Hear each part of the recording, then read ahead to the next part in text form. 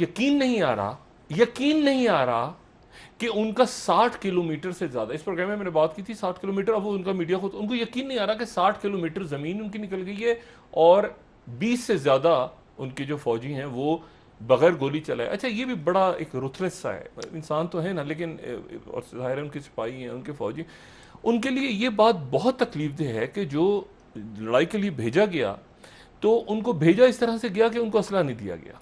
देखिए, अगर आप पेट्रोलिंग करते हैं किसी भी जगह पे, ये मुझे नहीं पता क्या पॉलिसी है उनकी, पेट्रोलिंग के लिए उनको भेजा गया, उनके पास असला नहीं था, उनके पास लड़ाई हुई तो सामने जो फोर्सेस थी वो तैयार थी। अच्छा, उन्होंने भी गोलियां नहीं चलाई, लेकिन पत्थरों में भी जब हुआ तो उसके नतीजे में यहाँ पे पत्थरों से और डंडे जिन पे किलें लगी हुई थी उनको मारा गया।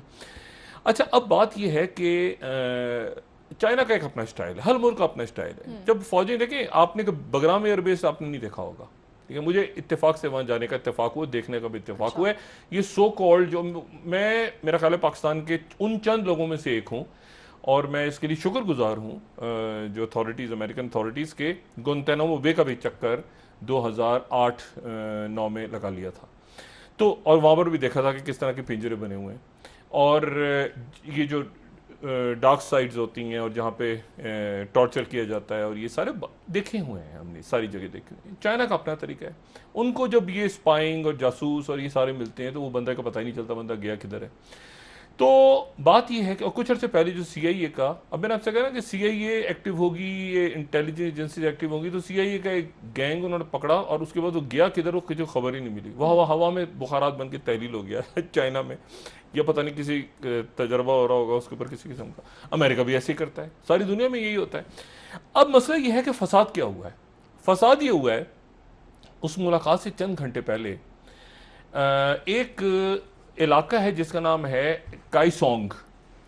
ये काईसोंग का जो शहर है, काईसोंग का शहर, और वहां पर काईसोंग में डोनाल्ड ट्रंप ने 2018 में गालिबन एक मीटिंग करवाई थी शुमाली कोरिया और जनूबी कोरिया के रहनुमाओं की, और उस मुलाकात के बाद उन्होंने वहाँ पर एक इमारत बनाई थी और उस इमारत को उन्होंने नाम दिया था कि ये जो इमारत है ये आइंदा जाके मैं चूंकि कोरिया का मसला हल करवाऊंगा तो ये जो बिल्डिंग है ये शुमाली कोरिया और जनूबी कोरिया के दरमियान एक मेरे यानी मफाहमत का रोल प्ले करेगी।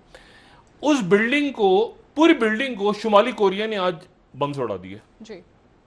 उस मुलाकात से चंद घंटे पहले जो मुलाकात चाइना की, और अच्छा अब मैं आपको चंद मिनट अगर है तो एक बात थोड़ी सी बताऊं। हुआ ये कि 1945 में जब दूसरी जंग अजीम खत्म हुई तो कोरिया एक मुल्क, कोरिया एक जगह थी जिस पे जापान का कब्जा था, यानी 1910 से लेकर 1945 तक जापान का कब्जा था कोरिया पे। जापान हार गया, 2 बम टपका दिए उसके सर पे अमेरिका ने, जापान हार गया। अब वो जो कोरिया था वो 2 हिस्सों में तकसीम हो गया। उसका जो जनूबी हिस्सा था, जनूबी हिस्से में अमेरिकन आ गए, और जो उसका शुमाली हिस्सा था वहां पे चाइना आ गया, चाइना और सोवियत यूनियन। अच्छा, अब जनूबी हिस्से के साथ एक प्रॉब्लम है, अगर हम नक्शे को देखें ना, जनूबी हिस्से का प्रॉब्लम है कि चारों, उसके 3 तरफ पानी है, एक तरफ शुमाली कोरिया है, यानी इधर भी साउथ, यानी है सारे चीन के समंदर है ना, येलो रिवर बना दें उसको, उसको रिवर शिवर जो भी नाम दे दें, लेकिन वो है तो समंदर ही ना। अब उसके 3 तरफ यानी जनूबी कोरिया, वहां 20,000 अमेरिकन फौजी हैं, ये ज़हन में रखें, 20,000 अमेरिकन फौजी उस जगह की हिफाजत कर रहे हैं जो जनूबी कोरिया कहते हैं। लेकिन जमीन के साथ उसका एक ही राब्ता है और वो है शुमाली कोरिया। और शुमाली कोरिया कौन है? चाइना। अच्छा, अब ये क्या हुआ कि जब सरेंडर कर दिया जापान ने तो इस इलाके में 2 हिस्से हो गए, और वो जो दरमियान में लाइन बनी उसे कहते हैं पैरेलल 38। पैरेलल 38 वो एक खते अस्तेवा के ऊपर पूरी दुनिया में एक लकीर घूमती है, उसके साथ वो मुताबिकत वो यहाँ से जहाँ से गुजरती थी उस जगह को उन्होंने पैरेलल 38 बना दिया। उसके कुछ अर्से के बाद चेयरमैन माओ और वहाँ पे आइजनहावर और ये सारे, तो शुमाली कोरिया ने जनूबी कोरिया में अपनी फौजी उतार दी, 75,000 फौजी उतर गए। ये बड़ी इंटरेस्टिंग, ये बहुत इंटरेस्टिंग बात है क्योंकि वहां पर गर्मा गर्मी शुरू हो गई। बराह रास्त ताल्लुक है शुमाली कोरिया, चाइना, जनूबी कोरिया का, पाकिस्तान, इंडिया, ये सारे इलाकों से। अब क्या हुआ कि वो फौजें उतर गई, और फौजें उतरी तो यहां पे जो अमेरिका था, एक हो गया रिपब्लिक ऑफ कोरिया, एक हो गया डेमोक्रेटिक रिपब्लिक ऑफ कोरिया जो शुमाली कोरिया। अच्छा, उधर ये हुआ कि इन्होंने, उनके पीछे चाइना और सोवियत यूनियन, इनके यहाँ अमेरिका, अमेरिका ने यूनाइटेड नेशन में कहा कि हमें हमारे साथ आ जाओ। अच्छा, रशिया जो था वो वीटो पावर थी, उसने वीटो नहीं किया। चाइना मेंबर नहीं था यूनाइटेड नेशंस की सिक्योरिटी काउंसिल का। उसके नतीजे में हुआ कि 16 मुल्कों की फौजें जो हैं वो जनूबी कोरिया की मदद को आ गईं, और ये 3 साल तक लड़ाई हुई शुमाली और जनूबी कोरिया की, जो कोरियन वॉर कहते हैं। और उसके नतीजे में कुछ 30 लाख लोग, 25 से 30 लाख लोग मर गए। कहा जाता है कि वियतनाम और दूसरी जंग अजीम से ज्यादा लोग मरे थे उसमें, लेकिन उसका जिक्र कम होता है। अच्छा, ये जंग कभी खत्म नहीं हुई। टेक्निकली कोरिया की जंग कभी खत्म नहीं हुई। कुछ 4-5 दफा सियोल पे कब्जा हुआ, प्योंगयांग पे कब्जा हुआ, वो उधर से उधर आते थे। वो जनरल जो डगलस थे, वो 16 मुल्कों की फौजों को लीड कर रहे थे। वो उधर से चाइना आता था, उधर से 3 साल तक हशर नशर हो गया। और उसके बाद ये तय हुआ कि वो डीमिलिटराइज एक जोन है, जंग खत्म नहीं हुई। टेक्निकली जंग खत्म नहीं, अभी भी जारी है। वो एक जोन बीच में बन गया, और उसके बाद अल्लाह खैर सल्ला वो मामला रुक गया।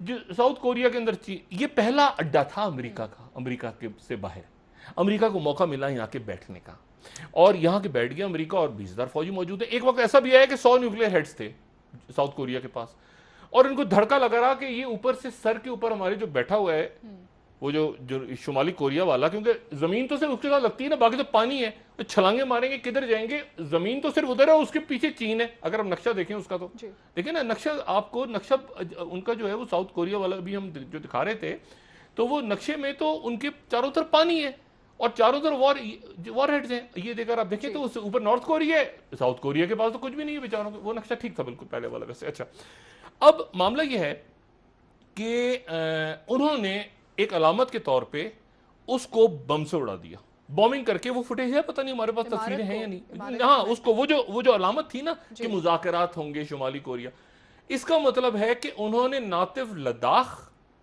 यानी आप देखें ये तस्वीर देखें आप, ये साउथ कोरिया की पोजीशन क्या है। साउथ कोरिया के चारों तरफ, एक तरफ ईस्ट चाइना सी, साउथ चाइना सी, एक ही जमीन लगती है, और वो है नॉर्थ कोरिया। और नॉर्थ कोरिया के पीछे क्या है? चाइना। अच्छा, अब मसला ये है कि वो धड़ धड़ याजूज माजूज कूदते हुए आ गए, तो ये कहां जाएंगे? पानी में छलांग मारेंगे क्या? अच्छा, अब मामला, अच्छा एक तो ये हो गया।